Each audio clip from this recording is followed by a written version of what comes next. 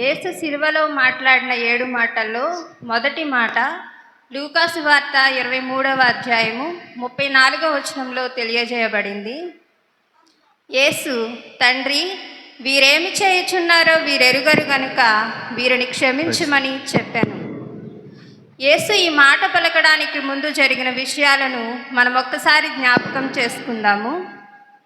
గురువారం రాత్రి యేసు తన శిష్యులతో కలిసి ఒంటరిగా ప్రార్థన చేసుకోవడానికి గెత్సెమనే తోటకు వెళ్ళారు. 12 మంది శిష్యులలో ఒకరైన యూదా ఇస్కారియోతు అనే శిష్యుడు అపవాది చేత ప్రేరేపించబడి ధనాశతో యేసును రోమా సైనికులకు అప్పగించారు. రోమా సైనికులు అక్కడి నుండి యేసును విచారణ నిమిత్తం, తీర్పు నిమిత్తం అనేక సభలకు రాత్రి నుండి తిప్పుతూనే ఉన్నారు. మొదట ప్రధాన అర్చకులు అన్నా కైఫా దగ్గరకు, తరువాత యూదా మత పెద్దల సభ దగ్గరకు, తరువాత పిలాతు వద్దకు, అక్కడ నుండి హేరోదు వద్దకు, తరువాత హేరోదు నుండి మళ్ళీ తిరిగి పిలాతు దగ్గరకు. ఇలా మొత్తం 6 సభల్లో విచారణ చేశారు యేసు ప్రభువారిని. చివరకు పిలాతు అంటాడు, నాకు ఇతనిలో ఏ దోషము కనిపించడం లేదు, కాబట్టి శిక్షించి ఇతన్ని వదిలేద్దాం అని అంటాడు. కానీ అక్కడున్న జనసమూహం లేదు లేదు, యేసుని సిలువ వేయండి అని కేకలు వేయడం ప్రారంభించారు.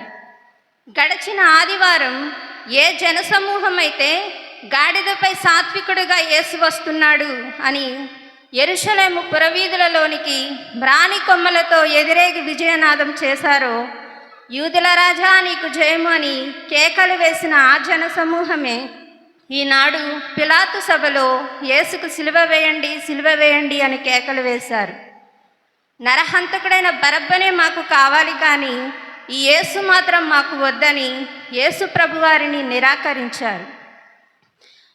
పిలాతు ఇక చేసేది లేక యేసు ప్రభువుని సిలువకు అప్పగించారు. వారు అక్కడ నుండి భారమైన సిలువమ్రానును యేసు భుజంపై మోయిస్తూ, కొరడా దెబ్బలతో అతని శరీరాన్ని చీలుస్తూ, రాళ్లను విసురుతూ కల్వరి కొండ వద్దకు తీసుకొని వచ్చారు. ఉదయం 9 గంటలకు యేసును సిలువ వేస్తే మధ్యాహ్నం 3 గంటలకు యేసు ప్రభువారు తుది శ్వాస విడవటం జరిగింది. అంటే 6 గంటల సేపు యేసు సిలువ పైన జీవంతో వ్రేలాడుతూనే ఉన్నారు. ఈ 6 గంటల వ్యవధిలో యేసు పలికిన ఈ 7 మాటలే అతని ఈ లోకానికి ఇచ్చిన చివరి సందేశం. ఆ 7 మాటలలో మొదటి మాట చాలా శ్రేష్టమైన మాటగా మనం చెప్పొచ్చు. క్షమాపణ గురించి యేసు అక్కడ పలుకుచున్నాడు. చుట్టూ అవమానించిన వాళ్ళు, నిందించిన వాళ్ళు, శిక్షించిన వాళ్ళు పైకి ఏదో సాధించాము, మనం అనుకున్నట్లే ఇతనికి సిలువ వేయించాము, కొద్దిసేపట్లో ఇతను మరణిస్తాడు అని ఆనందంతో పైకి చూస్తుంటే, నిలువెల్లా రక్తంతో తడిసిపోయి ఆ తండ్రి మాత్రం అమితమైన ప్రేమతో, జాలితో క్రింద వైపుకు చూస్తున్నాడు. వీరి పాప క్షమాపణ కోసం తన తండ్రిని విజ్ఞాపన చేస్తున్నాడు. తండ్రి, వీరేమి చేయుచున్నారో వీరు ఎరుగరు గనక వీరిని క్షమించండి అని. వీరందరేమో కావాలని అతన్ని నిందిస్తుంటే, కావాలని సిలువ వేస్తే, యేసు మాత్రం వీరేమి చేయుచున్నారో వీరు ఎరుగరు అని పలుకుతున్నాడు. ఎందుకంటే అనేక లేఖనాల ద్వారా ప్రవక్తలు తెలియజేస్తారు యేసు రాక గురించి. యెషయా ప్రవక్త చెప్పారు, ఒక కన్యక కుమారుని కనును, ఆ కుమారునికి ఆమె ఇమ్మానుయేలు అని పేరు పెట్టును. యెషయా లేఖనాల ద్వారా చెప్పిన ఇమ్మానుయేలు ఎవరో కాదు, ఈ యేసే అని. ఆ కన్యక ఎవరో కాదు, ఈ యేసుని తల్లి మరియ తల్లే అని గ్రహించలేని స్థితిలో వాళ్ళు ఉన్నారు. పరలోకం నుండి భూలోకానికి పాప పరిహార నిమిత్తం పంపబడిన దైవ కుమారుడు ఈ యేసే అని మనోనేత్రాలు మూసుకుపోయి వాళ్ళు చూడలేకపోయారు. అందుకే యేసు తన తండ్రితో చెప్తున్నాడు, వీరికి నేనెవరో తెలియదయ్యా, తెలియకే వీళ్ళు ఇలా ప్రవర్తిస్తున్నారు, తెలియకే ఇలా నన్ను శిక్షిస్తున్నారు, కాబట్టి వీరిని క్షమించండి అని అభ్యర్థిస్తున్నారు. ఇక్కడ వీరిని క్షమించుము అన్న మాటలో వీరు అంటే తనని అవమానించిన వాళ్ళు ఉన్నారు, నిందలు వేసిన వాళ్ళు ఉన్నారు, గాయపరిచిన వాళ్ళు ఉన్నారు.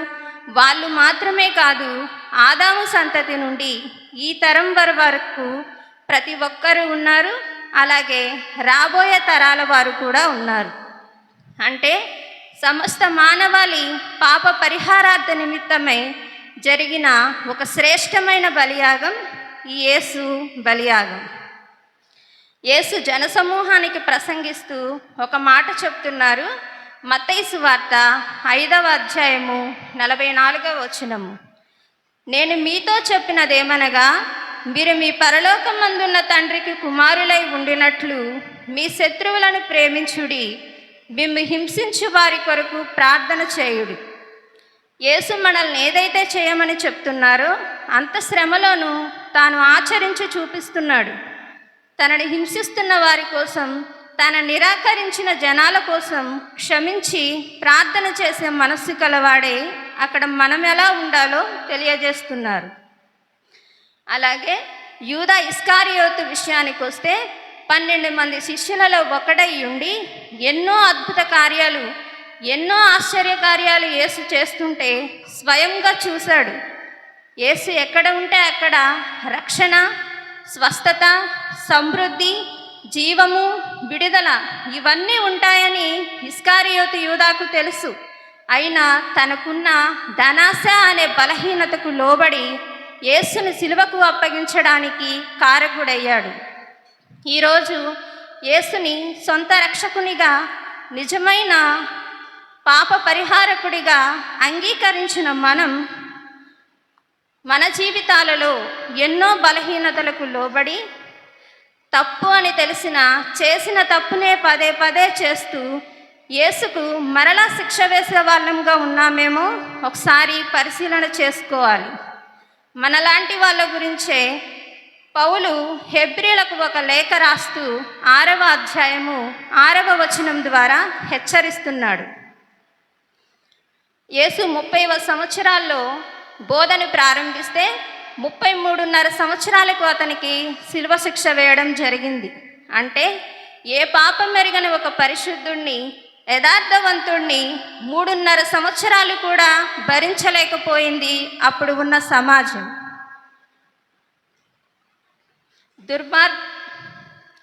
దుర్వాసనతో నిండుకొని ఉన్న పశువుల పాక యేసు జననం ద్వారా పవిత్ర స్థలంగా నక్షత్ర కాంతితో వెలిగిపోయింది. భారమైన ఘోరమైన సిలువకు ఆయన మరణం ద్వారా రక్షణకు చిహ్నంగా ఆయన మార్చాడు. యేసు ప్రేమకు, త్యాగానికి చిహ్నంగా ఈరోజు ఆ సిలువ ఉంది. మరి క్రీస్తుని అంగీకరించిన మన జీవితాలు ఎలా ఉన్నాయి? అతను ఆశించే క్షమాపణ గుణం మనలో ఉందా? అతను కోరిన ప్రేమ, త్యాగం వంటి లక్షణాలు మనలో ఉన్నాయా? యథార్థత, పవిత్రత మనలో ఉన్నాయా? మన చుట్టూ ఉన్న సమాజం వీటన్నింటినీ మనలో చూడగలగాలి. క్రీస్తుని ఆరాధించే బిడ్డలుగా మాత్రమే కాదు, క్రీస్తుని అనుసరించే బిడ్డలముగా మనం మారాలి. ఈ రోజు నుండి మనం అలా ఉండటానికి తీర్మానం చేసుకుందాము. ఈ మొదటి మాట వివరణను దేవుడు దీవించునుగాక. అందరికీ ధన్యవాదాలు.